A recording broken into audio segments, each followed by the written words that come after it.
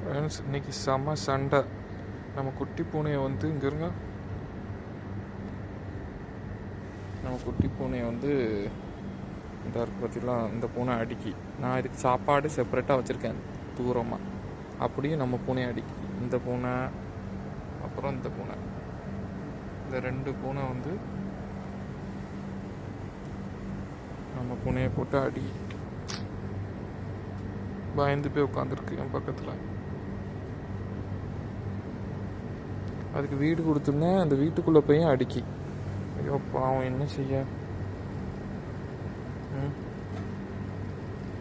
என்னம்மா என் தங்கம்? ஆனால் நம்ம கேட்டு பயப்படுது, ஏன்னு தெரியல.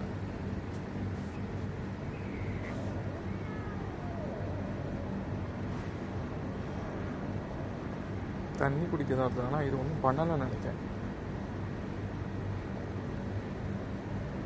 ஆனால் நம்ம கேட்டு பயப்படுது.